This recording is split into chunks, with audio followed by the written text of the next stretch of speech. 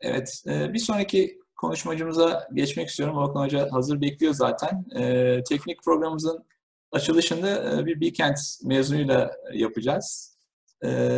Çok kısaca kendisini tanıtmak istiyorum. Volkan Cevher lisans derecesini Bilkent Üniversitesi'nden 1999 yılında üniversite birincisi olarak aldı. Doktora derecesi ise Georgia Institute of Technology'den 2005 yılında aldı. Sonrasında University of Maryland ve Rice Üniversitelerinde araştırmacı olarak çalıştı. Şu anda İsviçre'de EPFL'de öğretim üyesi olarak görev yapmakta. Araştırma konuları makine öğrenmesi, sinyal işleme, en iyileme kuramı ve enformasyon kuramıdır. Çok önemli ödülleri var. Çok saygın ERC ödülleri var. Ayrıca EDIS üyeliği, Google Araştırma Ödülü, IEEE Sinyal İşleme Topluluğu en iyi makale ödülü ve CAMSAT ve SPARS Konferansı'na en iyi bildiri ödülleri var. Kendisini ağırlamaktan onur duyuyoruz. Tekrar katılım için çok teşekkür ediyoruz. Ben şimdi sözü Volkan Hoca'ya bırakıyorum. Çok teşekkürler Selim.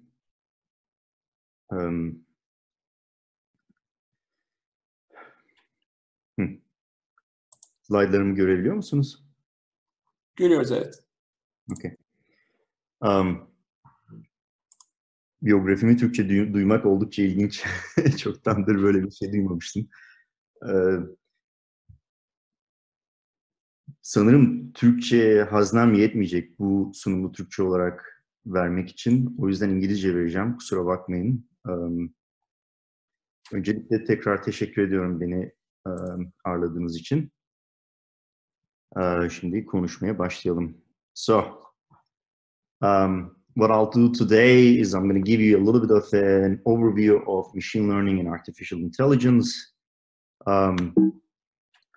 I think after the biography, let me give you a little bit of what I do at EPFL. My research is actually, just like Selim said, is on machine learning optimization, things like signal processing, information theory, and statistics. I give some courses that are related to these topics that are at the core, things like mathematics of data, reinforcement learning, and some advanced topics. And the reason why I prepared this talk initially was that this newspaper, NZZ newspaper, called me to give a private talk to some of the CEOs and CTOs of the Swiss Leader Index companies. And I wanted to make sure that some of this material is available to people that are knowledgeable, but are not necessarily technical. And as I was thinking about presenting this material to, let's say, broader audience, I got some advice from a vice person that I know, my wife. She said that, you know, people at high levels or CEOs, they generally care about something called the SWOT. Okay, and SWOT is basically on a topic: strengths, weaknesses, opportunities, and threats. I thought this was a fantastic idea. So in the end, this is what I did. I basically took some of these topics and put it into this template, and this talk came about. I just would like to acknowledge some of my group members. Like this talk wouldn't be possible without them. I have a somewhat of a large group. Maybe double ERC and some additional grants do help, but they've been very academic. So many of them went to some faculty positions at Rice, Singapore. One is going to Technion this year. Several postdocs at very nice places. And here is my current group. Okay, so let's start with strengths. So actually, I like this joke that the first rule of machine learning is to talk about machine learning, so machine learning is like the inverse of a fight club. It's a study of models, error functions, jointly with computer systems to perform specific tasks. This is like a Wikipedia definition.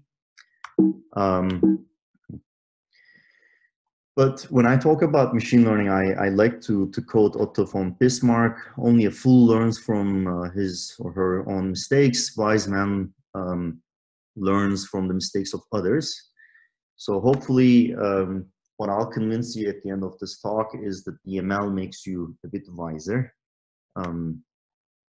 Now let's get into it. So what I'll do is I'm going to introduce some of the ingredients with a simple example, right? And what I want to do is highlight the importance of models here. So in a project with the company Zeiss, what we're looking into is, given an image, you would like to figure out if there's a retinopathy of the eye retina. There, the idea is that you will be given an image and you would like to decide or give an output that says whether or not there's retinopathy. Now, you can think of this as a simple task where you want to learn a mapping from an image to the disease, right? So you can think of other generalizations here. I give you some lymph node images and you would like to figure out if there's cancer or not, right? So here, the idea is that some image is given to you and you have a function that is parameterized by some parameters. And the simplest model here is this basic, let's say, generalized linear model kind of model. And what you would like to do is to learn such function, right? Now, this idea generalizes from, image classification to other tasks. For example, think about the control problem where you, let's say, have some humanoid robot and you would like to figure out maybe some control inputs to a particular proper walking that is at a certain pace. And here, if you do not have a physical model, you can try to learn this model. And this is, again, learning a functional mapping between the inputs, which could be maybe the strengths applied at the joint, forces applied at the joint to a particular state of walking. All right, so this is where things like algorithms, error functions, and computer systems play the key role. What you do is that, so you, in the supervised learning example, you have some data examples. And what you would like to do is at least make sure that the function that you're trying to learn fits the data that is given to you, right? It needs to succeed at least at the data that you observe so that you can think about generalizing it to examples that you had not seen before. And there, what you do is you literally go from a model to an optimization problem where you try to minimize some sort of an error metric given the data and the function model that you have with respect to the parameters. And what we've been doing so far was to set up things like quadratic errors, right? Given these data points, we may want to fit like a linear model. And what you do is you need an algorithm like the gradient descent algorithm, which looks at the cost surface, computes the gradient, and somehow takes a step in the negative direction of the gradient and tries to go to the minimum of this. And as you can see, as the parameters evolve, you get an increasingly improved fit, and that's what it means to do optimization. Okay. So in this case, the researchers, maybe the academics, liked things like convex optimization, which is very important. So we would talk about convex optimization problems that have particular structures so that you know that when you go to the minimum or a local minimum of a function, you actually get to the global minimum of the problem. It has a hierarchy. Just because a problem is convex, it does not mean it is tractable. So cone programming, which is within convex optimization, is not necessarily tractable, but there are various forms, hierarchies in convex optimization that are computationally tractable. And this is how the research basically progressed quite a bit, maybe until 2010s, 2012s. And, as academics, we kind of like this, this paradigm of convex optimization, things like simple models, because this was the conventional wisdom, right? We wanted to talk about problems that we can solve. We wanted to focus on models that we can prove sample complexity, generalization bounds, and so on and so forth. And in the end, we kind of look like this meme where, here's the profile picture of the problems that we're interested in, but the reality is a bit more ugly, right? So like the optimization landscapes that we're interested in look very nice, curved with one single global minimum, whereas in reality, the actual applications are pretty damn hard. And we kind of look like this under the gaslight effect drunk person, right? I like this example from Yann LeCun. So here it is. This drunk is looking for the quarter he dropped. The police asks, did you drop it here? The drunk says, I dropped it 2 blocks down the street. And the obvious question is, why are you looking for it here? Because the light is better here, right? So like we kind of look like we were interested in problems that we could solve as academics, whereas, the reality is a bit uglier, let's say. All right. This is where I'll introduce neural networks. Now, I think they're very popular and need no introduction, but here's my take, right? So let's think about a function of interest, right? It's like any function, all right? So here's like an instance of a function you would like to learn. Now, it turns out that whatever this function is, as long as it's in some bounded domain, you can actually use a neural network to learn such a function. Right? This is actually very surprising. And a neural network, what it is that you are given an input. So in this particular case, there's a bit of a switch of a notation. So our input will be x. Our parameters of the function will be things like w. And what you do is you apply an affine transformation that goes through a nonlinearity, and then you have another linear layer combining the nonlinear activated input. You have your output. Now, this is very surprising because now you think about any function, right? So like from the control inputs to walking, or from an image to a particular decision, you have the ability to approximate, right? It's too good to be true. But then, of course, with any great power comes great, maybe burdens, right? The issue is that if you want to approximate any function, then this width of the hidden layer, so if you think about this affine mapping takes a d-dimensional input and maps it to some n dimensions. The size of m needs to be exponentially large. So the number of parameters, if you have like a megapixel image and you map it even larger, the number of parameters here becomes too large and it becomes too big to optimize. And even if you could optimize, right, if you think about count the number of degrees of freedom here, you would need just an extraordinary amount of data to fit every parameter, right? But then again, even if you have enough data, you have to still solve an optimization problem. And these optimization problems are not convex, meaning as long as you can find a local minimum, it's the global minimum, it's not obvious that it's so. You can visualize some of these landscapes and they are terrible, they look terrible. So finding the optimum is just very difficult. And as a result, as academics, we started going through this meme again. We talked about basic models, kernel functions, and then think about generalization bounds and simpler models. And the neural network, well, now we call them pioneers. It looked crazy at the time that just said, stack more layers. If one layer is not enough, put more layers and see what you can do. All right, am I supposed to answer questions at this point?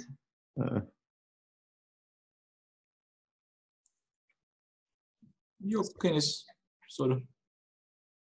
There are questions that are, should I just continue and we answer questions at the end, or am I supposed to answer questions? Yani en sona bırakalım istersen. Pardon, evet, teşekkürler. All right. So what's a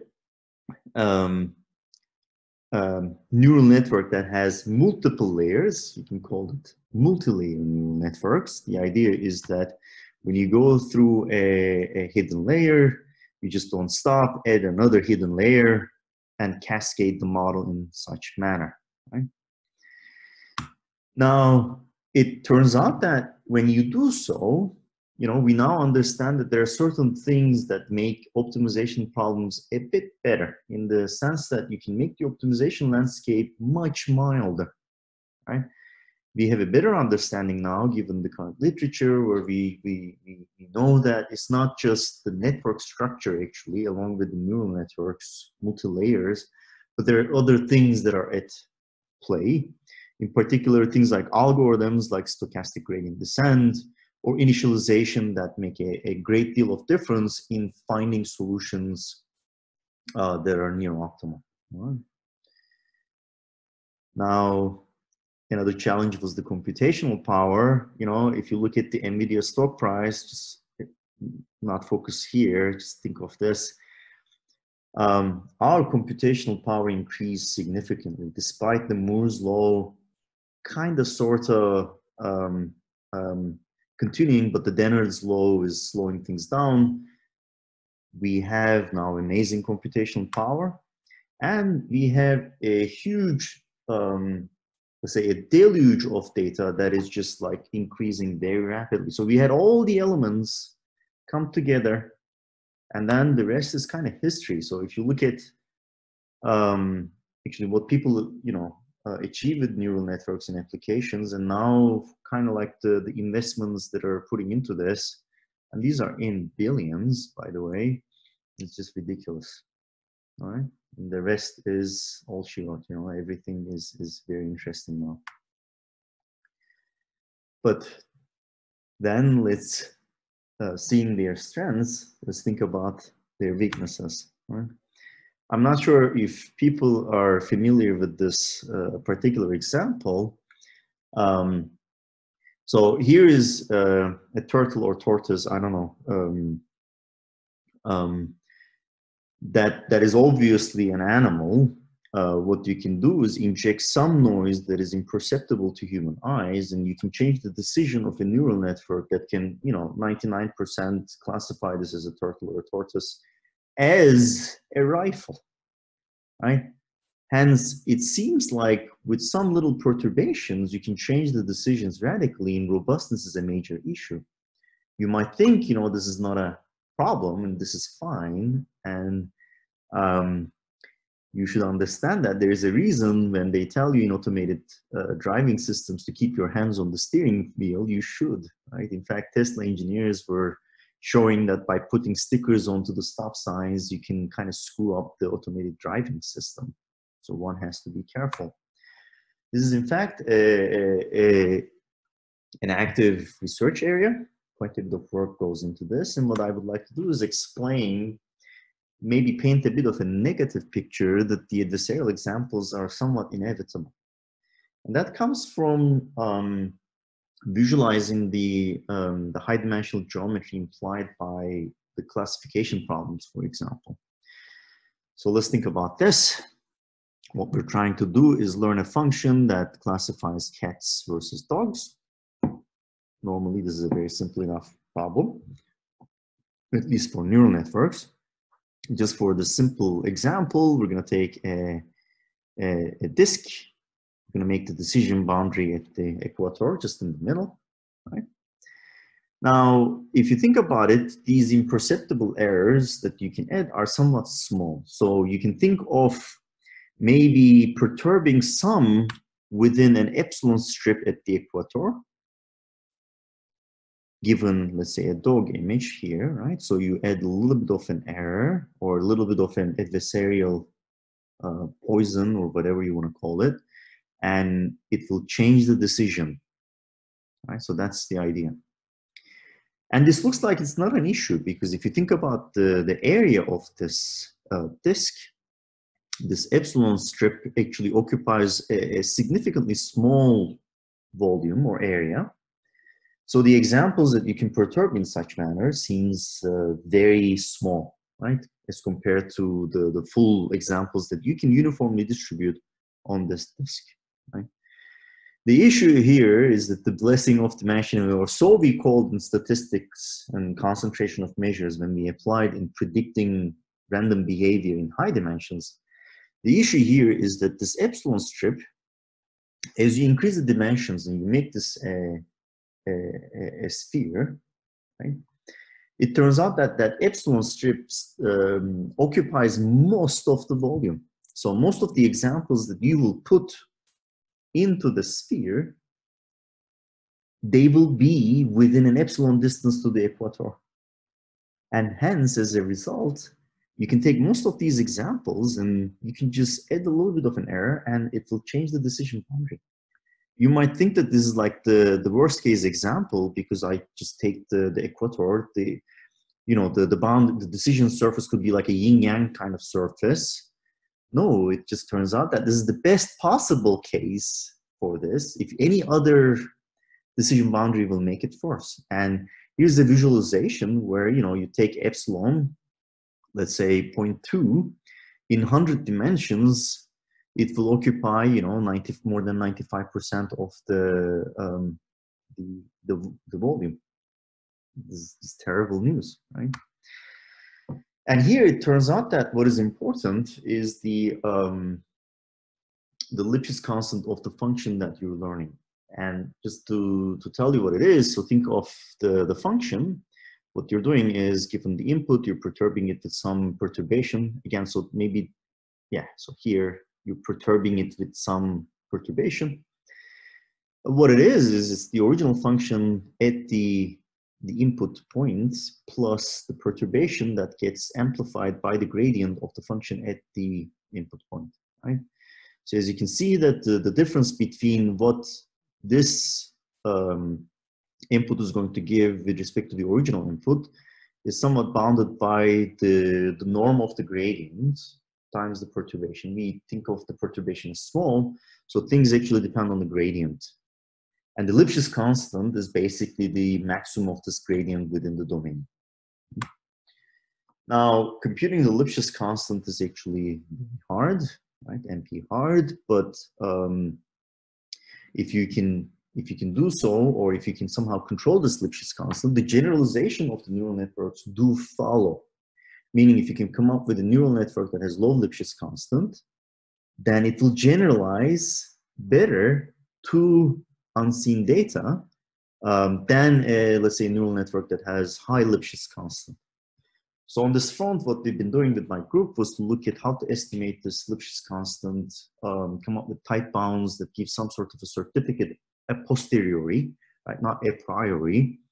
This is some work that we had at the ICLR, which we presented last month, where we look at the polynomial optimization that goes from what is called the Krivin hierarchy, which turns out to be a linear program to solve, versus Lasserre hierarchy, which is a semi-definite program. So my group also is interested in the optimization methods that solve these things, and so not only the data size. And I'm very proud to say that my student Alp, who's now at MIT as a postdoc with Sugistra, we got a thesis distinction award, and we have basically the best complexity result for solving things like semi-definite programs. All right. Now, interpretability is yet another weakness. It turns out that, the more performant you are, the less interpretable you become, in the sense that, in my field, it would be very difficult to pull where, you talk about some equations and then a miracle occurs and you just say, okay, here's my result. People will say that, you should be explicit in where that miracle occurs. Like oftentimes we get this comment that, if you say a proof is trivial, many people will not think so. So you need to explain why this is trivial and why it is straightforward and so on and so forth. In the case of neural networks, if you're, let's say, using neural networks in critical applications, like people take resumes, feed them into neural networks, and then get like a decision as to whether or not they should shortlist applicant for interviewing. And you might ask why you rejected to improve on yourself as somebody who's applying to a job, but the neural network will not be able to tell you why it rejected or why it came up with a decision. Right? So interpretability is also a very active research area. So on this front, what we've been looking is trying to see if you can figure out which features are close to the decision boundary, so that you kind of understand which features are likely to play a role in switching the decision. So what people have been doing was to put some bounding boxes around the data point to see if you hit a decision boundary, right? So you can try to map this into also some feature space where you try to do the bounding in the feature space. But the idea here is that you try to figure out, you know, if you take this particular feature, right? Maybe if you push it in along this direction versus that direction, when will you hit the boundary? And if you apply this to some of the inputs, you know, you also get to realize that somehow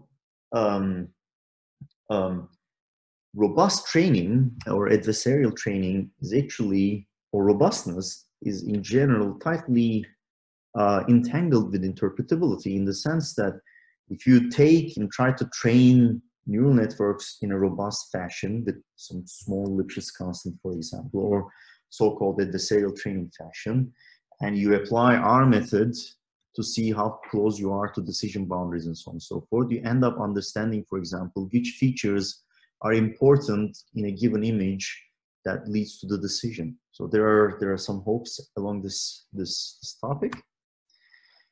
And, you know, like, so this retinopathy example, what we've done was to also see if we can see some things, right? And it turns out that, so the company Zeiss was very happy with this, that if you take neural network models and train them robustly, then you can apply some of our ideas or things like integrated gradients to see the things that lead to a decision, right? So this is without robust training. This is with robust training and applying things like integrated gradients or some of our ideas. Then you can see, for example, what a doctor is kind of focusing on, which is kind of neat. Right? Another weakness in let's say machine learning is reproducibility. I don't know if some of you seen this Nature article that kind of highlighted this reproducibility crisis, and my friends Genevera Allen was also like pushing this perspective. The issue is that, you know, whenever you see a paper, you become a bit suspicious whether or not it will work. I mean, this is also when you're in this field, you understand that because you're trying to solve a non-convex problem, because the architecture may make a difference for that particular application, right? Or the algorithm or the tuning parameters, the initialization you use would make a difference for that particular problem. You may see a glorious result in the literature and you think that, oh, this must solve my problem. You take it and apply it to your problem and it just fails miserably, it just falls flat on its face, right? And this led to rise to the, you know, graduate student descent idea, in the sense that, you know, you have some idea of what you think is going to work, you take some existing research, it doesn't work on your problem. What do? You do graduate student descent. You put more graduate students on it until it works, that tune some of the parameters, play with the initialization, tinker with the network structure until it works. And I think this is a major issue. And just like I mentioned, non-convexity is a major issue, in a major weakness in this whole pipeline. And what we've been doing in my group was to look at, you know, non-convex problems, optimization of non-convex problems, their guarantees, and so on and so forth. And in particular, we were looking at things like, you know, minimizing non-convex problems subject to non-linear constraints, which is a very important problem template. And for this, you know, you can do recoveries with generative adversarial networks, which I'll mention in a little bit. You can do graph learning causality learning without, I mean, in a undirected graph setting. But the idea here is that, you know, you try to develop approaches that are principled, that you know that will give you some sort of a stationary point, right? And I think that the research needs to be such that you understand that it's not just an algorithm that is magical, but there are other elements that come together, like initialization, for example, or the architecture, things like this. And so we make progress as to principled approaches for solving, you know, some of these templates from a Lagrangian perspective. Some of these actually are published at NeurIPS and ICML and various other places. And even if a problem is convex, sometimes you're also not sure if some of the algorithms will do just as well as what people or what authors claim in their own problem. And for this, you know, as optimizers, we're interested in, for example, finding an optimal step size or finding problem structure to exploit.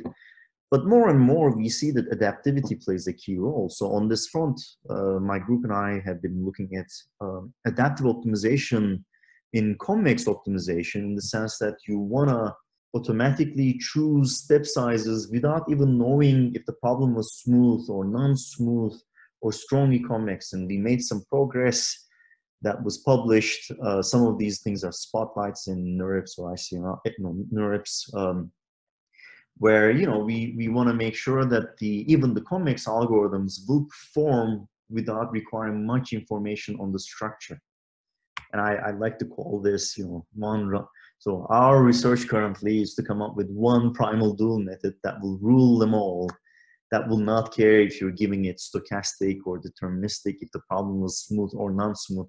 It'll just give you the optimal performance for all of these structures without knowing. All right, there are many other weaknesses. And I'd like to highlight some that are really, really important to the public. So one is this bias. I think this is a very hot topic currently. People are talking about this image system that takes a pixelated image and then provides you a high resolution image. If I may be bold, so it is actually covered by our non-convex algorithm with generative adversarial networks that was published last year. But the issue there is that, you know, you give it a let's say the pixelated image of the former US President Obama, and then it gives you a white person, right? It switches. And people say, you know, this has to do with not just the data that is given, also the metrics that are used in optimizing. Now I'll give you another radical example here, right? So here, the US justice system started using recommenders that take in some of the profiles, things like your resume, but for criminals, right? Now you'll see some very pessimistic picture where, so here is one person, Caucasian, right? It's a given, it's classified as low risk, and here is an African-American or Black person that has a higher risk. But if you read the offenses, you know, 2 armed robberies, 1 attempted armed robbery, and 1 grand theft.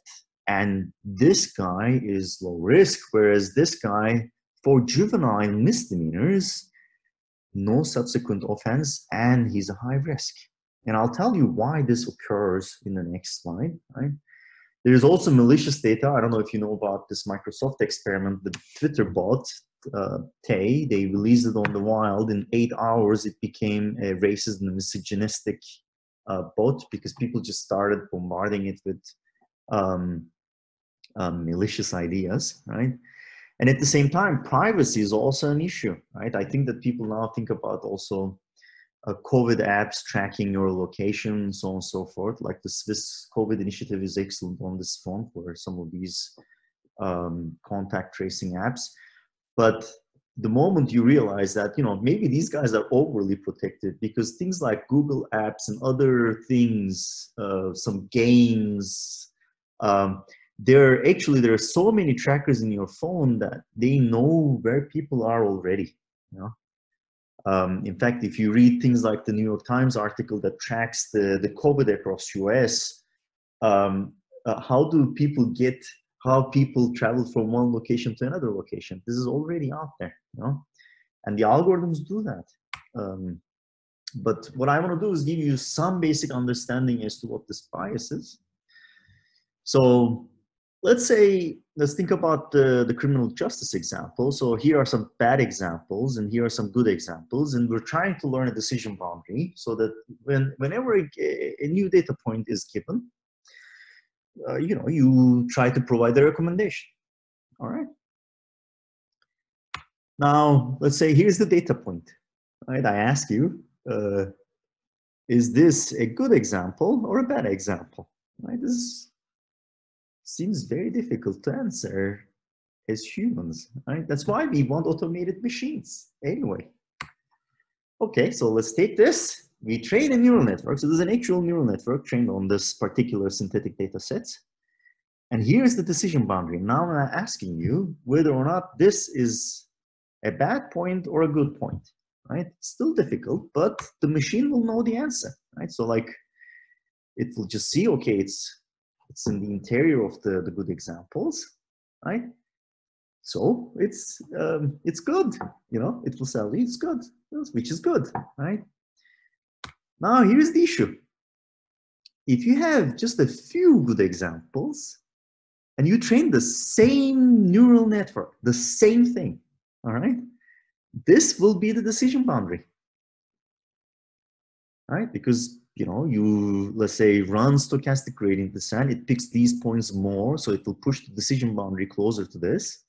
And now the same example, which seemed like it's a good one, just because there are a few examples here, is a bad one.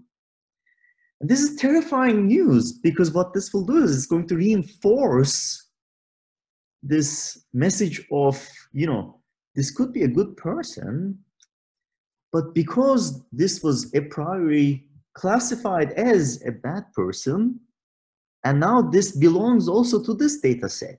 So the next time you train, this decision boundary gets closer to this in an increasingly faster fashion.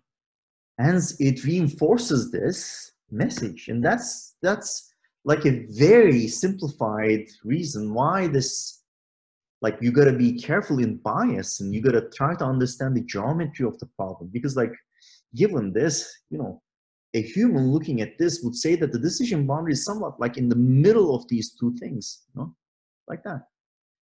And even if there is a bit of less examples, you would still want to put like a boundary that is somewhat in the middle and not necessarily closer to this. All right. Now let's focus on opportunities.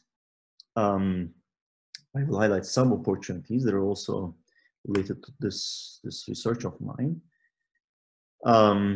So typically when I'm giving this to an audience that is not muted, right, I ask the question, so here are some pictures, which one of these are real, right? And, you know, if the people who know the answer start smiling, and the people who don't know will say, oh, you know, that looks like real, but these are not, and so on and so forth. So you get these guesses. Right? In the end, the answer is that none of these things are real. They're all computer generated. And this is like very, very interesting. The idea here is this, you know, with neural networks, I talked about the idea of learning a function given an input, right? What generative adversarial networks try to do is you try to learn a distribution given an empirical data. So you want to understand the distribution that have generated this. The way you learn this goes through some adversarial training, hence this catchy name, generative. So you learn the distribution, and they're adversarially trained neural networks. All right. I got a Google Faculty Award on this particular topic, and I'll tell you why in the next slides. And then you actually look at some of my, so Mario was my sponsor at Google. So when you actually look at how these algorithms generate, it's just magical. You look at this, you know, what they do is they train on the data and then you give some random input and it will generate something that is really nice looking, you know. The issue is this, all right? So when you're trying to learn such generative networks, you inherently end up looking at minimax problems. There's like a discriminator, which is quote unquote a dual variable that tries to enforce some constraints, and you train your model parameters of the neural network so that you minimize your fit, you improve your fit to the empirical measure that you observe.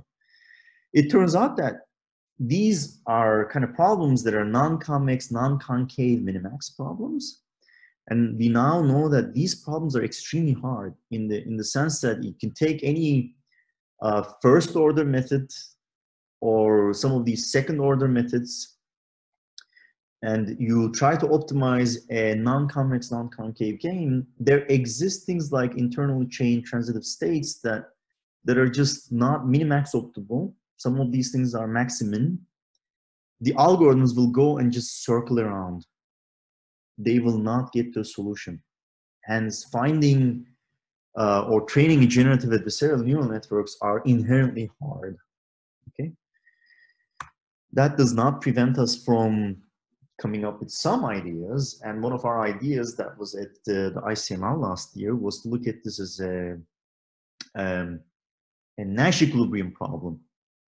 So the idea here, and I think that I'm running out of time very quickly, is that when you set up a problem as a minimax problem that looks at the generated parameters, and then let's say there's the maximizing adversary that has the discriminator parameters, as opposed to looking at them as in general a minimax problem, we lift the problem and we try to learn distributions over generators and distributions of discriminators, kind of similar to the mixed Nash equilibrium in matrix games, as opposed to the pure Nash. Right? So if you think about it, you can play rock, paper, scissors. If you see a person playing, rock all the time in the learning training phase, you may be tempted to just play, paper on test time, but that would be bad, right? What you want to do is you randomize how you play, and that's what we did. And we ended up coming up with an algorithm that looks at this lifted problem in the infinite dimensions over distributions and use things like Langevin dynamics to sample. And this algorithm tends to work much better than other ones because it tends to explore in this high dimensional space and still gives you the good solutions. I'm happy to answer the questions on this, maybe offline, and we move on. Other things that are important are like, let's say, adversarial or robust machine learning. So it turns out that you can apply some of these mixed Nash equilibrium type of ideas to things like reinforcement learning. And the idea here is that, reinforcement learning, it can be brittle to deployments because when you train in simulation, let's say, but when you apply it to real world, there would be certain things that are mismatched. The friction coefficient could be different. The robot may have a little bit different mass and so on and so forth. And what we've been doing was to look at some of these problems, and we try to have an adversary that, perturbs your mass or your actions, and you can use the ideas that I mentioned to you to train policies that are robust against perturbations, whereas, for example, others are not necessarily robust. So here there's a bit of a mismatch, and then the policy that was doing so well in the exact setting will fail miserably. All right. We do other optimizations. So this was some other work that we've done for Bayesian optimization. So for global optimization that are robust, but given the time, I'm going to continue and I'll take questions on this. The idea is that you want to find decisions that are robust to perturbation. So here, if there is a peak of your objective and in runtime there is a slight shift of your objective and you pick this point, in runtime you can have a significant performance drop. So what you want to do is come up with, for example, tuning parameters or hyperparameters that are robust against slight perturbations, and this is something that we've done. Now, with GANs, there also arises new opportunities. One of the examples that I like very much is that you can actually use it to model uncertainty. So here is a real example that we use with real MRI data. And I think if Tolga Çukur hocam buradaysa, so we use some of the Bilkent data. The idea is this: you are given, you're trying to scan the Fourier space when you're taking an MRI, and then given the Fourier data, you try to construct, let's say, a brain image. What we do with GANs, for example, given the data, we come up with an image estimate, let's say a posterior mean, and the uncertainty, and then we derive the decision as to where to sample next by reducing the uncertainty of our reconstruction. And this seems to help quite a bit. We reduce the reconstruction time to 4 milliseconds so that this can be applied at real time. There are also different opportunities in, let's say, learning from experts to automate reinforcement learning. So the idea is that, you can take experts and then you can try to learn reward functions or policies from expert demonstrations. I think, so here was an example that we did with a robot. All right. There are obviously other opportunities. So this generalization robustness idea is key. We try to look at sparse set of connections to improve the robustness. This is a new paper at this NeurIPS.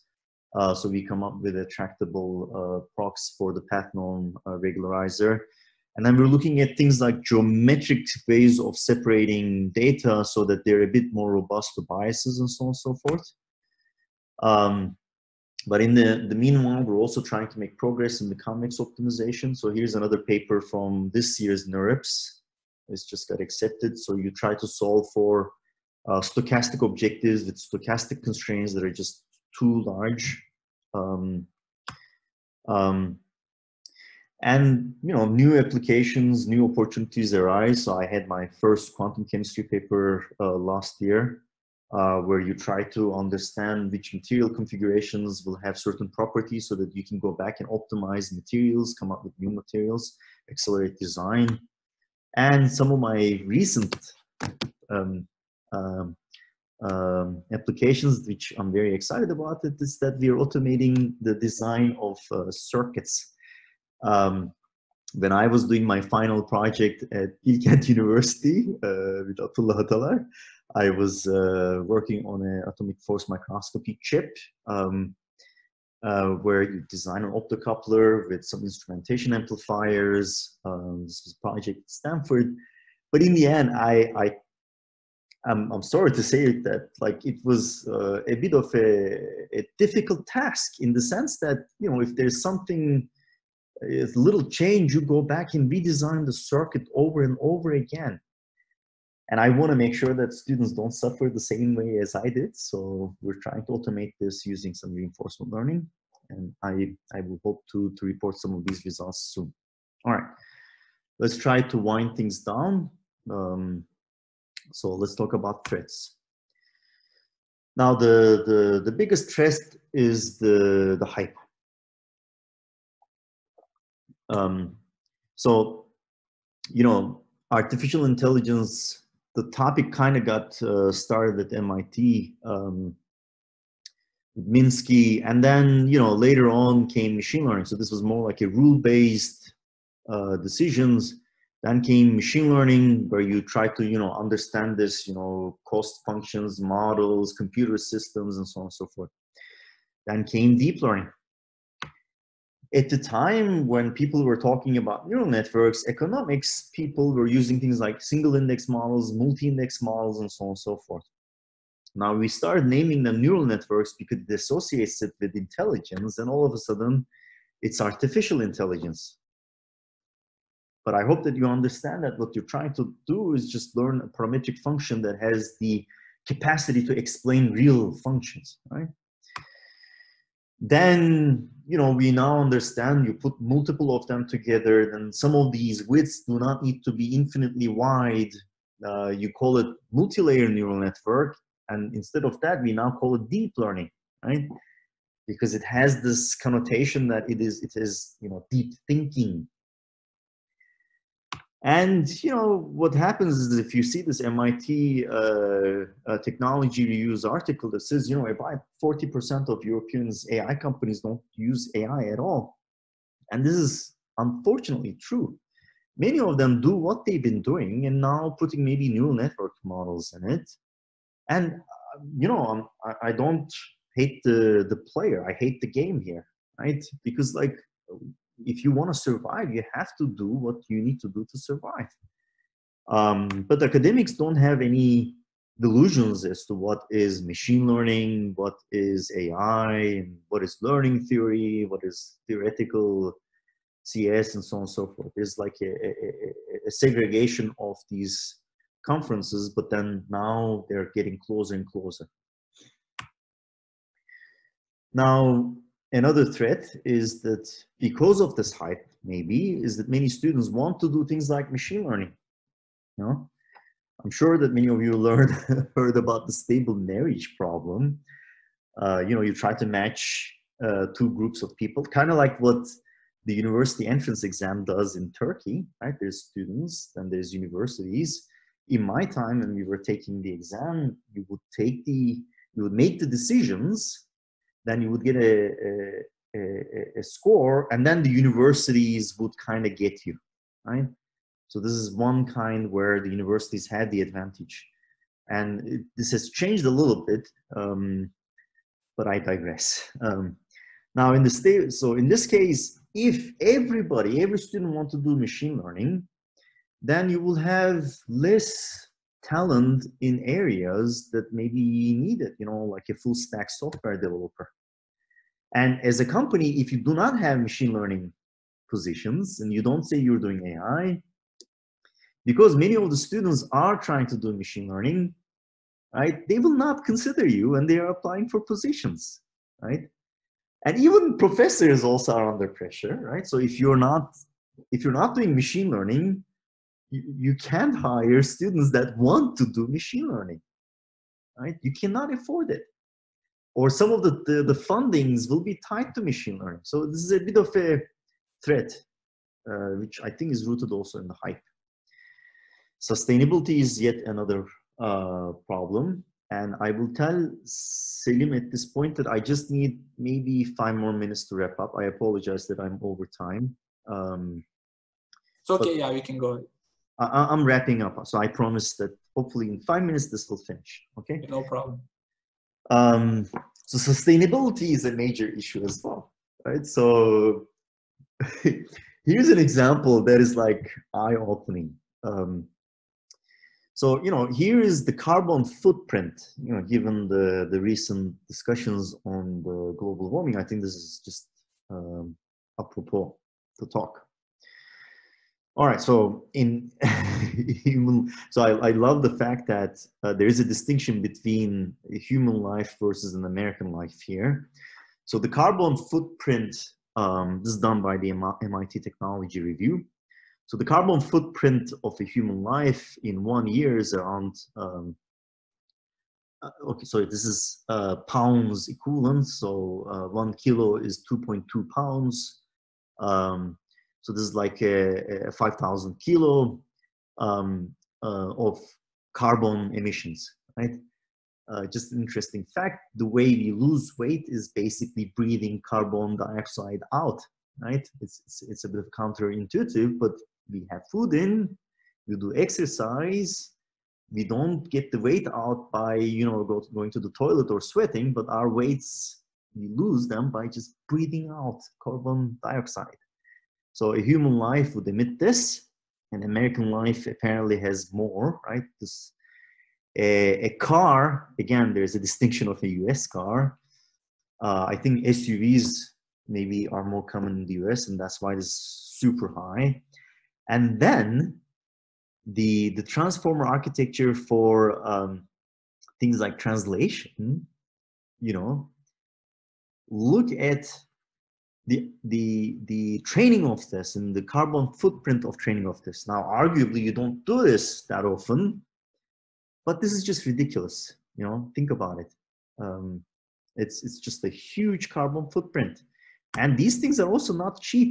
You know, so training this thing costs something like on the order of millions, and you know, deep learning, neural network learning, you know, is getting at a pace where there's like impacts on our atmosphere, right? And this is not sustainable if you think about it. This is just like terrible news.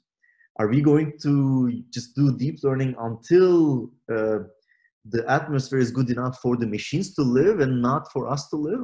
You know, one has to wonder. So I was wondering about, I was mentioning about this Dennard scaling versus Moore's law. So here's the idea. The growth of data is currently outpacing the growth of computation. So if you think about it, important problems may take longer to solve, right? Or if you're given a fixed budget, it will take more computation to solve, which will lead back to this sustainability issue with all kinds of energy and carbon dioxide footprint.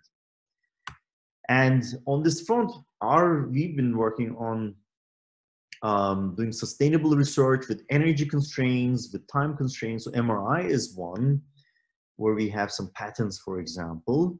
And my student got an IBM thesis award. The idea there was that we developed a neural implant that takes the data out from motor cortex so as to enable, for example, locomotion of humans, in this case primates, bypassing things like spinal cord injury. And there, the problem is very interesting. So if you think about a neural implant, what you do is you take some input through an analog front end, and what you can do is just directly transmit the digital data, right? So here, the analog front end and the analog to digital converter would take in, you know, at 5 kilohertz sampling rate, something like 10 microwatts. This also depends on the technology you use, but you can see the details in our paper. So if you don't do any compression, here the transmission is the bottleneck, right? And then you say, okay, you know, let me reduce this transmission by compressing. So you put a digital signal processing unit that compresses the data. You can compress the data very faithfully so that your transmission goes down 20-fold, but then your DSP becomes the bottleneck, you know? So what we've done was to use some of these machine learning ideas to come up with, you know, I mean, if you think about it, ADCs compress without caring what the input signal is. You say, here's my bandwidth, I'm going to compress it like this.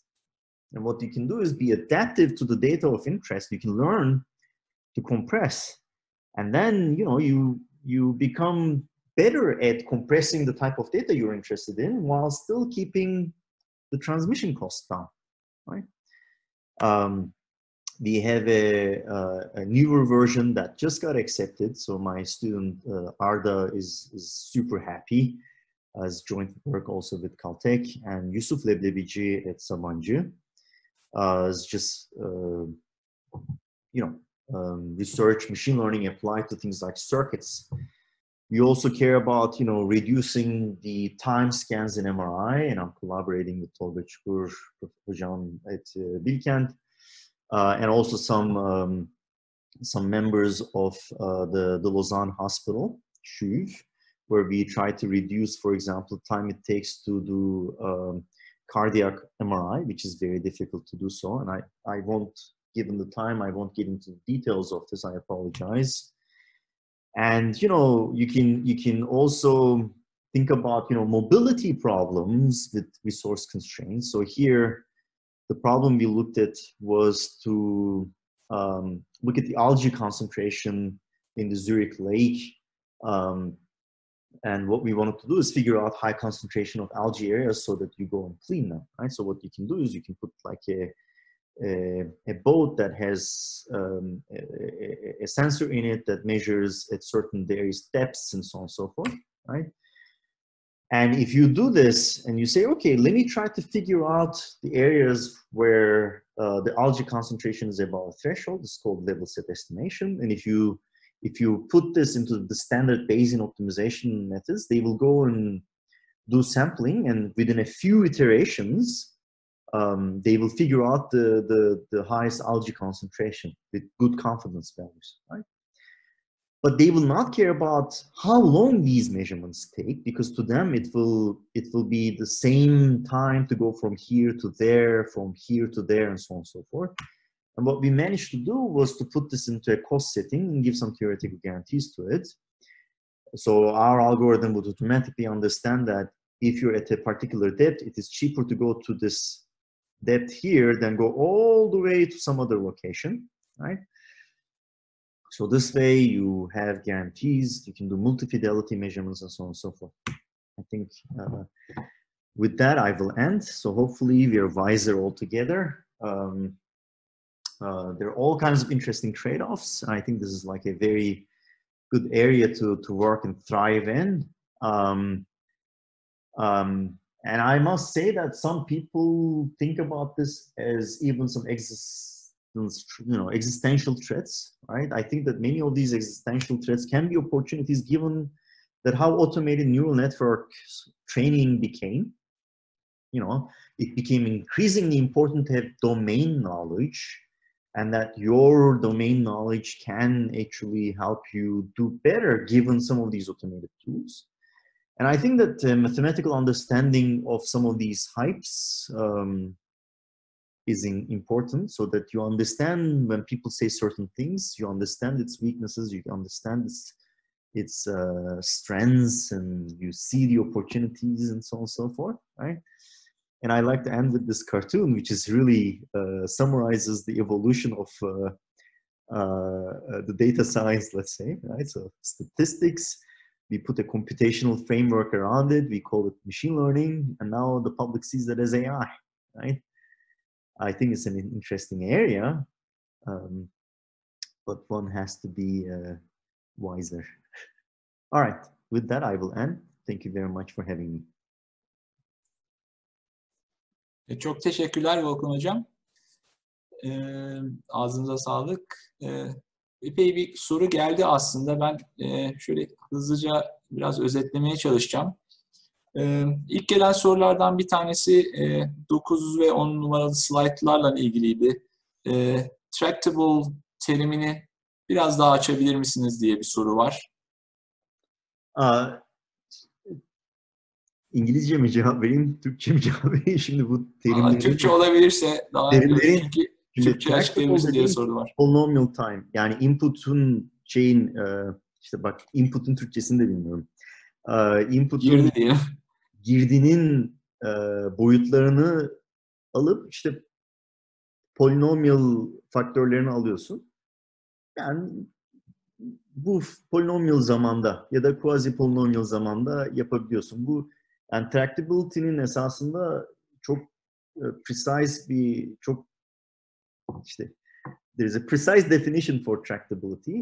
Ama benim dediğim şey şu, yani eğer bu neural network'ün genişliği mesela D'nin mesela 2 üzeri D ise bunu yapamazsın. Çünkü 2 üzeri 1 milyon direkt bitti. Anlatabiliyor muyum? Tamam. Yani tractable dediğim bu. Tamam. İlgili bir soru daha var aslında. Bir de NP-hard modellerden bahseden bir sorumuz var. Yani bu optimizasyondaki gelişmeler, işte cloud computing, GPU, tensor computing vesaire, bu NP-hard problemlerin çözümü konusunda bir gelişme sağladı mı diye bir soru var. NP-hard problemler hala NP-hard. Evet. Genelde insanlar assumption buluyorlar. Ondan sonra anlıyorlar ki yani NP-hardness was never a barrier for machine learning researchers to come up with some, alleviating assumptions that make the problem change. Yani NP-hard problemlerde genelde input'a ufak bir perturbation yaparsan output çok hızlı bir şekilde değişiyor. Zaten bu stabilite olayı çok önemli. Ama mesela bir assumption buluyorsun. Diyorsun ki bu case'lerin hiçbiri olmayacak diyorsun. O zaman da şey oluyor problem bir anda. Yani ne bileyim böyle bir non-convex problemde belirli bir initialization kullanınca bulduğun çözümler genelde global optimum kadar iyi oluyor. Ama orijinal problemi, orijinal tanımında bakarsan hala NP-hard. Bundan bahsediyorum ben. Ben de ikinci bir Zoom'a gireyim de soruları direkt görebileyim. Çünkü slaytları gösterirken soruları okuyamıyorum burada. Yani ben hızlıca söyleyeyim istersen. Okay. Şimdi reproducibility ile ilgili bir soru geldi. Hani tekrarlanabilirlik diyebiliriz. Şimdi bunun yani herhalde en bariz çözümü insanların kodlarını GitHub gibi platformlarda paylaşması gibi gözüküyor. Fakat tabii bu kodları geliştirirken de insanlar epey bir zaman harcıyorlar. Yani burada bir çelişki olabilir mi? Yani insanlar neden böyle saatlerce zaman harcayıp gelişir kodları GitHub'a koymak istesinler ki gibi bir soru var. Yani şimdi orada evet birbiriyle çelişkili iki tane objektif var.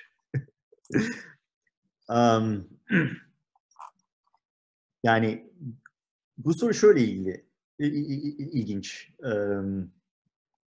Şimdi bir şey yaptığın zaman eğer makale için yapıyorsan bu yaptığını gösterebilmen lazım. O yüzden yani GitHub'a koyarsın ya da işte konferans submission, konferans şeyinde koyarsın. Koymak zorunda olduğun için. Çünkü yeni konferanslar böyle.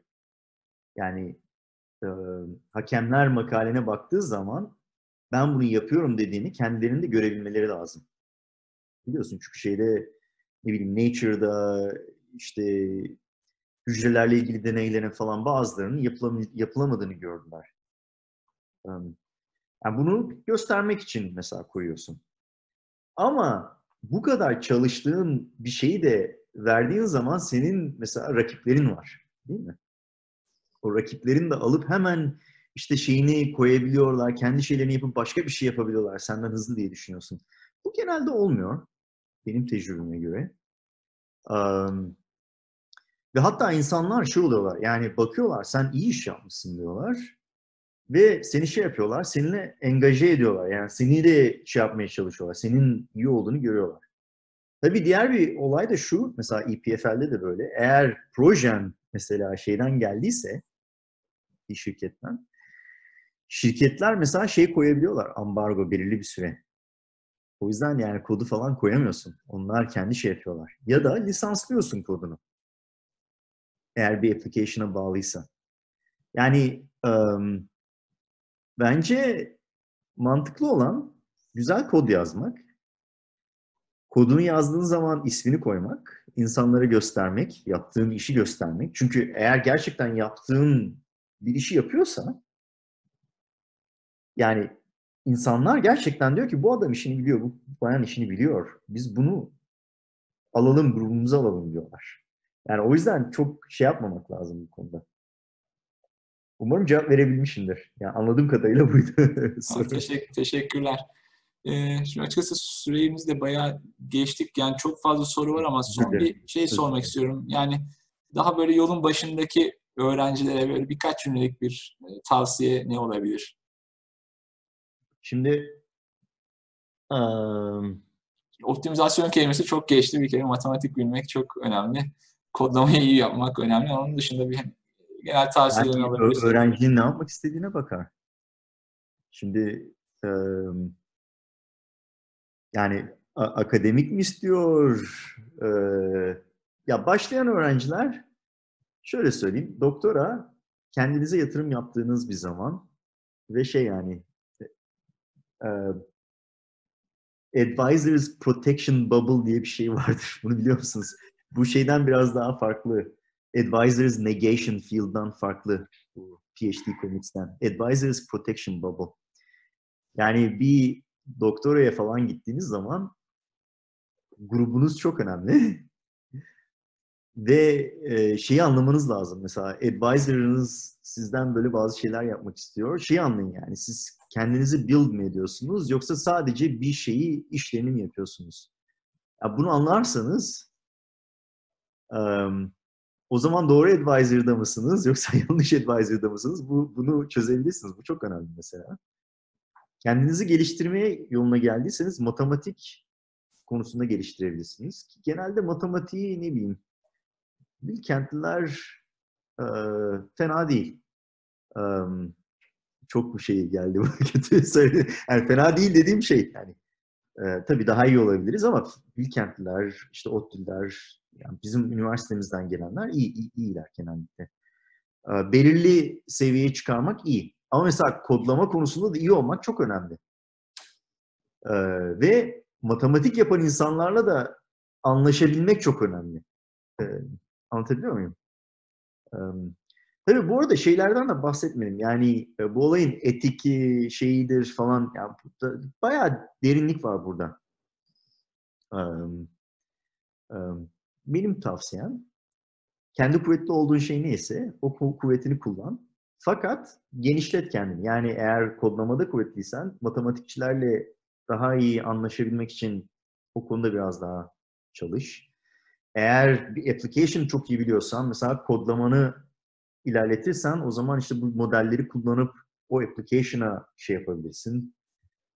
Ama şey yani doktora sırasınca kendini kuvvetlendirip nasıl güzel araştırma yaparsın onlara konsantre ol. Tamam. Çok teşekkür ediyoruz Volkan Hocam. Ağzına Ben sağlık teşekkür tekrar. ederim. İlk kısmımız burada sona erdi. Bir sonraki sunumumuz 13.30'da. Ali Albert Salah'ın Yapay Öğrenme İnsan Davranış Analizi başlıklı sunumunu dinleyeceğiz. 13.30'da tekrar bu webinarda görüşmek üzere.